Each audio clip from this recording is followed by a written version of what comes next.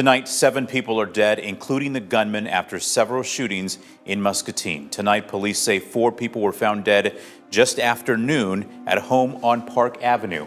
After that, police learned of additional victims, one at a house on Mill Street, another at a business on Grandview Avenue. A man shot and killed 6 people in what police call a domestic situation.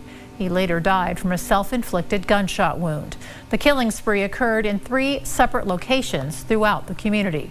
I knew it wasn't good because there was 8 to 10 shots in a row. So either somebody was shooting something out their back door, like maybe a critter, or it was something else going down. And I thought I didn't think it was police at first because I didn't hear sirens or anything going on. At that time, the subject refused to come out. Our officers decided that they were going to breach the garage door, and when they lifted up the garage door, shots were fired at our officers, who returned fire. One of our officers was injured. He was shot in the hand with non-life-threatening injuries. About a month ago, on June 1st, a man killed 6 of his family members in what the community called the worst family massacre in Muscatine.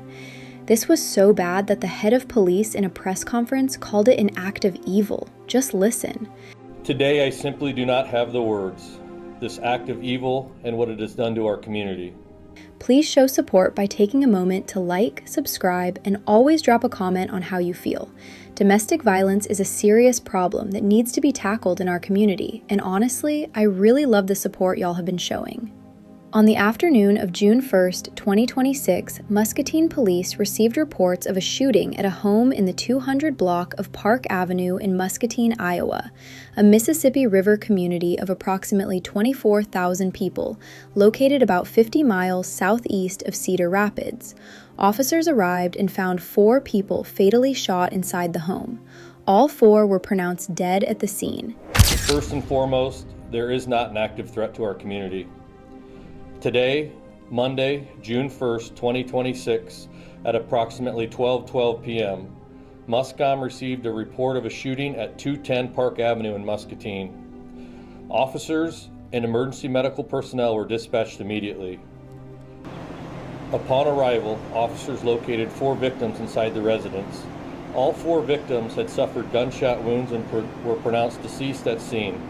In the hours that followed, 2 additional victims were located at separate sites across the city, one at a residence on Mill Street and one inside a business on Grandview Avenue. Both had also been shot and killed. 6 people were dead. All of them were members of the same family. Muscatine Police Chief Tony Kies identified the suspect as 52-year-old Ryan Willis McFarland, who had fled the Park Avenue home before officers arrived. Officers located McFarland on a nearby trail in the city later that afternoon. While officers were talking with him, McFarland took his own life. Chief Kies addressed the public directly. The adult male suspect had left the residence prior to law enforcement's arrival, but was quickly identified as Ryan Willis McFarland, 52 years, Muscatine, Iowa. Officers located McFarland on the Riverfront Trail near the pedestrian bridge. While talking to Ryan Willis McFarland, he took his own life. Ryan Willis McFarland, 52, had lived in Muscatine his entire life. He had a documented criminal record. In 2019, he pleaded guilty to third-degree fraudulent practice in Iowa, stemming from a 2015 to 2016 investigation in which he was found to have sold vehicles with rolled-back odometer readings, misrepresenting the mileage to buyers. That was a financial offense. This guy opened an illegal daycare. Police Chief Kies confirmed to reporters that McFarland had a criminal history, but did not release the full details of that record publicly. No prior documented history of domestic violence charges has been confirmed in public records or reporting at the time of this script. Did Mr. McFarland have a criminal record prior to today? He did.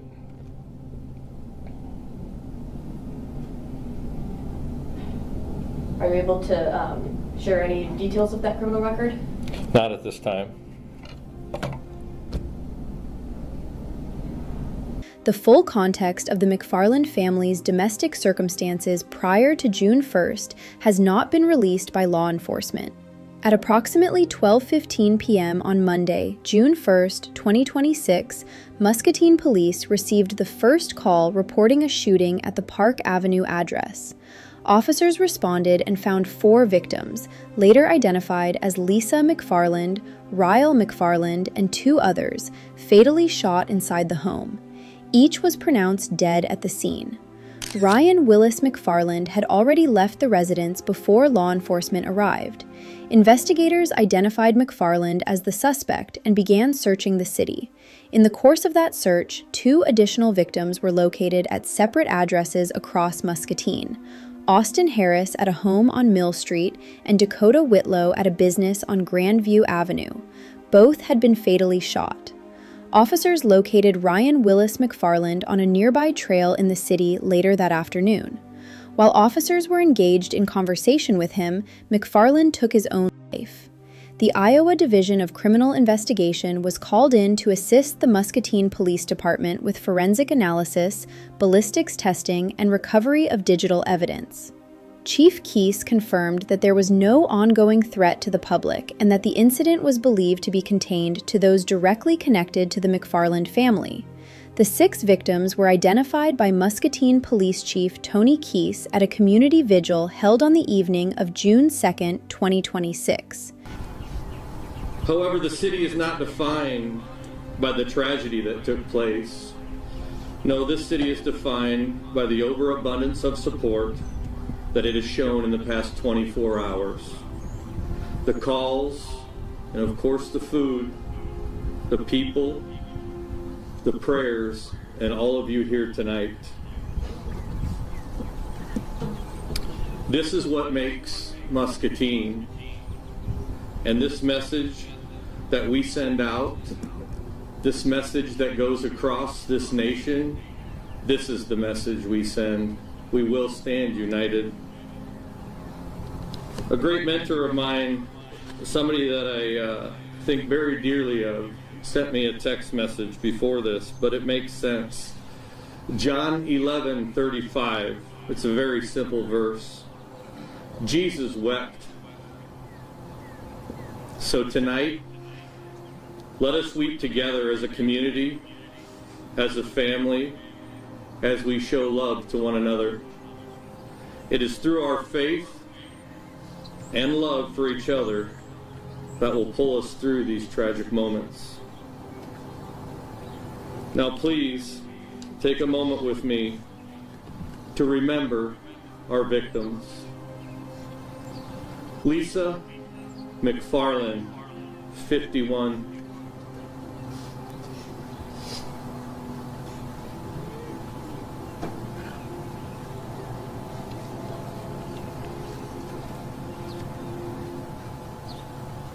Dakota Whitlow, 32.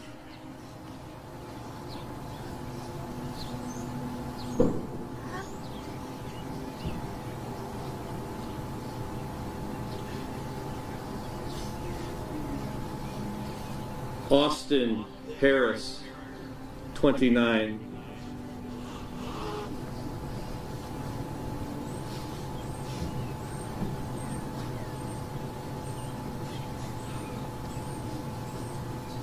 Ryle McFarland, 20.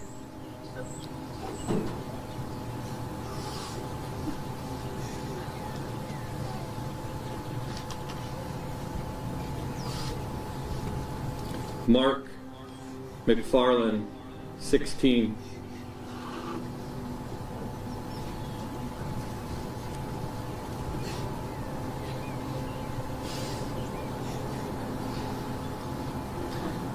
And Ryan McFarland Jr., 13. Their names, relationships, and the fragments of their lives that have been shared by those who loved them are as follows. Lesa McFarland was 51 years old and the wife of Ryan Willis McFarland. She worked in nutrition services at Susan Clark Junior High School in the Muscatine Community School District, a job that placed her inside the same school community her children attended and grew up in. She was a mother. She was a school employee. She was known to the students and staff who walked through those doors every day. Ryle McFarland was 20 years old, the daughter of Lesa and Ryan McFarland. She had recently graduated from the University of Northern Iowa with a degree in education. She had made the dean's list. She was 20 years old with a diploma in hand and a career ahead of her. Dakota Whitlow was 32 years old, Lesa's son. He had a fiancée named Audrey Perdue, who described him at the Vigil as a talented metal worker. Each of the lives lost in yesterday's tragedy held incredible potential, which was unjustly taken. Audrey Perdue, the fiancée of Dakota Whitlow, expressed those killed had much to offer to the world, saying they were taken far too early. Dakota, my fiancé, who was a talented metal fabricator and was well known in the automotive industry, and the remainder of the siblings, of course, had their own talents and potentials that were yet to be unfulfilled. They had a future they had planned together. Audrey told the crowd gathered that evening, "My heart is broken as I grieve the loss of my fiancé and the life that we had planned to live together. My heart breaks for everyone left behind to grieve these immeasurable losses." Austin Harris was 29 years old, also Lesa's son. He was Jonathan McFarland's brother. Mark McFarland was 16 years old. He was a current student in the Muscatine Community School District. Ryan McFarland Jr. was 13 years old. He was also a current student in the district. His baseball teammates attended the vigil the following evening wearing their jerseys in his honor. 4 of the 6 victims, Lesa, Ryle, Mark, and Ryan Jr., carried the McFarland name. Dakota Whitlow and Austin Harris, Lesa's sons from prior relationships, were also among those killed. A surviving son, Jonathan McFarland, addressed the community at the vigil. His words captured the full weight of what his family had lost. Jonathan McFarland, who lost 7 of his family members, says everything is surreal, having a hard time coming to terms with Monday's tragedy. It's hard to even think that this is even real. I'm still in denial. Jonathan said while everything hurts and is unbelievable in the moment, he wanted to make sure everyone attending the vigil knew his love for his family, including his father. That I will forever love and miss my mom, Lesa, my sister, Riley, my 4 brothers, Dakota, Austin, Mark, and Ryan. And this might hurt some people for me to say. No matter what is being told to me, I will always love and miss my dad, Ryan. Family members asked for space as they continue to grieve the tragic events that unfolded Monday in Muscatine. The Muscatine Community School District issued a statement on the evening of June 1st confirming that 2 of the victims were district employees and 2 were current students. The statement read in part, "It is with profound sadness that we share news of a tragic incident that occurred Monday afternoon in our community involving the McFarland family." Lesa McFarland had worked in nutrition services at Susan Clark Junior High. She showed up to that school building to feed students. Mark McFarland, 16, and Ryan McFarland Jr., 13, had walked into that same school community as students. Beginning the following morning, counselors and support resources were made available at 5 Muscatine schools: Muscatine High School, Susan Clark Junior High, Madison Elementary, McKinley Elementary, and Franklin Elementary. Clint Christopher, superintendent of Muscatine Community Schools, spoke at the vigil about the resources being extended to a grieving student body and staff. Good evening, and thank you all for being here tonight. We gather with heavy hearts as we mourn the incomprehensible loss of members of the McFarland, Whitlow, and Harris families. In moments like these, words often feel inadequate. There is no explanation that eases the pain, no statement that can fully capture the grief so many in our community are experiencing. Tonight, we come together not for answers, but for each other. The McFarland family touched countless lives throughout our schools and our community. They were friends, classmates, colleagues, neighbors, and loved ones. Their absence will be felt in our classrooms, our hallways, our cafeterias, and our homes for a very long time. In education, we talk about schools as families. Tonight, that idea feels especially real. When one member of our school family is hurt, we all hurt. When we lose members of our school family, we grieve together. The same is true as a community. Tonight, we all grieve this loss. Crisis and grief counseling will be available at Susan Clark Junior High for individuals throughout the remainder of this week from 8 a.m. until 4 p.m. each day. We encourage anyone who is struggling or simply needs someone to talk with to take advantage of these resources. Tonight, let us honor the lives that were lost by supporting one another, by showing kindness and compassion, and by holding close to the people we love. May we find strength in one another and comfort in the memories we share. Thank you. On the evening of Tuesday, June 2nd, 2026, community members gathered at Muscatine High School Stadium to honor the 6 people killed. Police Chief Tony Kies read the names of the victims aloud as flowers lined the podium. 2 pastors, one of whom served as a police chaplain, also addressed the gathering in support of families, friends, and a community working through what it had experienced. In addition to serving St. Mary Matthias, I'm also honored and privileged to serve as one of the chaplains for the Muscatine Police Department. As Mr. Christopher mentioned, our community is blessed to have a number of counselors from our school and clergy from our local congregations in attendance this evening. I would ask them all to please stand at this time. If you need anything tonight, tomorrow, in the days or weeks to come, these people are here for you. If you need someone to talk with, someone to grieve with, or just someone to sit with, please reach out to one of the people standing here tonight. They are here to help you in whatever way they can. Jonathan McFarland, the surviving son of Lesa and Ryan McFarland, spoke, and he was still in the early hours of a grief that had no roadmap. It's hard to even think that this is even real, he said. He named each of his family members publicly, and then he said something that speaks to the particular complexity that survivors of domestic violence perpetrators often carry. And this might hurt some people for me to say, no matter what is being told to me, I will always love and miss my dad, Ryan. That statement deserves acknowledgement rather than judgment. Jonathan McFarland lost his mother, his sister, and 4 brothers in a single afternoon.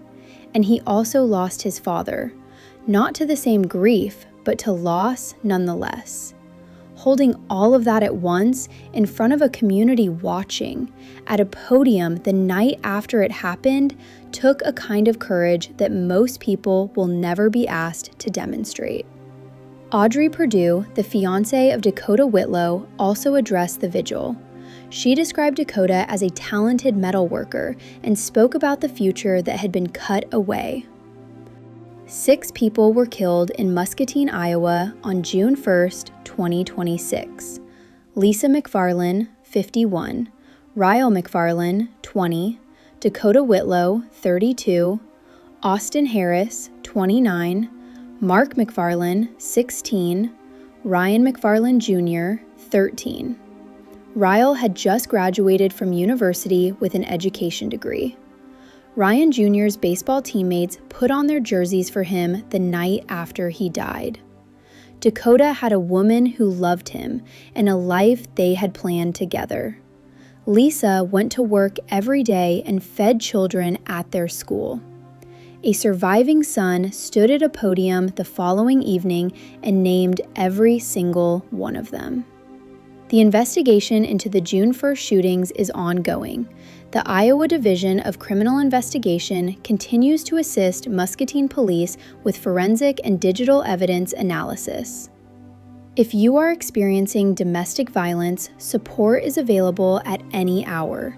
The National Domestic Violence Hotline can be reached at 1-800-799-7233 or by texting START to 88788.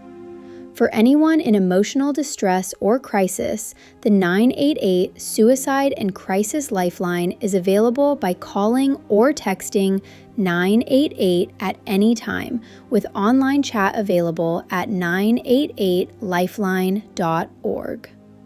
Thanks for watching.